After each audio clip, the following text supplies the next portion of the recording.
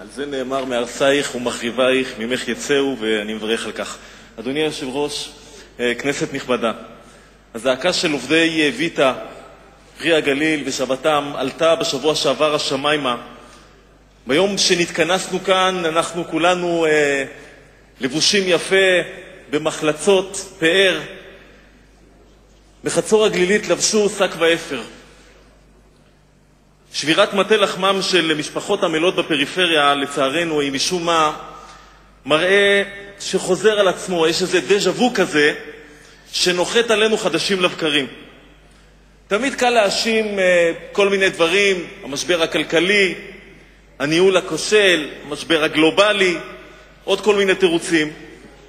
אבל לי נראה שהמשבר הוא עמוק הרבה יותר. המשבר טמון במנהיגות שלנו, שלא יודעת לכוון את היעדים הלאומיים שעומדים על הפרק.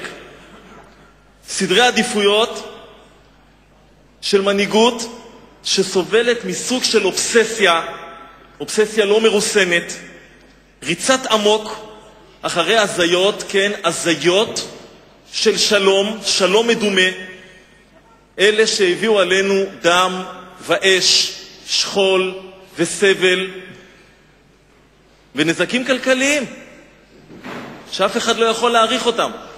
בשם השלום אני רוצה להזכיר לכם, הופקרה סיני ושדות הנפט, הוחרבו יישובים פורחים. שמענו קודם על השלום עם מצרים ועל הכיבוד של הסכמים איתם. אגב, זאת אותה הזדמנות שהמציאו יש מאין והמציאו את אותו עם שלא היה מעולם וההיסטוריה לא מכירה אותו, עם פלסטיני ואוטונומיה, באותה הזדמנות של הסכמי קמפ דיוויד. מאז אותם הסכמים, הצרות הביטחוניות שלנו, לצערנו הרב, הולכות וגוררות צרות כלכליות שמחריפות ועולות. ממשבר ביטחוני למשבר כלכלי וחוזר חלילה. מישהו יכול לאמוד היום כמה עלתה לנו גדר ההפרדה? שכל הסיפור שלה היה כדי לחצות את ליבה של הארץ, כדי לחלק את הארץ לשניים. היא הביאה לנו שלום. נגלה לכם סוד, קסאמים וגרדים מדלגים מעל גדר של 8 מטרים גם כן. מישהו יכול לאמוד היום כמה עלתה לנו ההזיה של ההתנתקות? כמה היא עוד תעלה לנו? כמה עלה לנו מבצע עופרת יצוקה? אולי שר הביטחון יכול לספר לנו?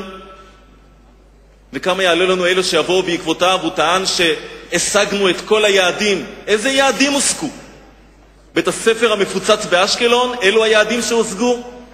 לאן הבאנו את עצמנו עם אותם הסכמים מביליים? אני חושב, מכובדיי חברי הכנסת, שהגיעה העת לפתוח חזית חדשה, חזית לאומית כלכלית.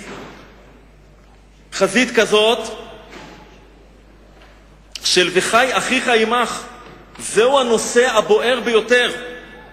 להשקיע את כל המשאבים, להפוך את הפריפריה של השכונות, את הפריפריה בגליל, בגולן, בנגב, ביהודה ושומרון, להפוך את כולם, להפוך אותם למרכז. העתיד של העם הזה נמצא בפריפריה, במרחבים הפתוחים האלה שאנחנו שוכחים אותם. הם מחוץ למשרדים הממוזגים בגוש דן, כמו שהזכירו קודם, אותה מדינה בפני עצמה.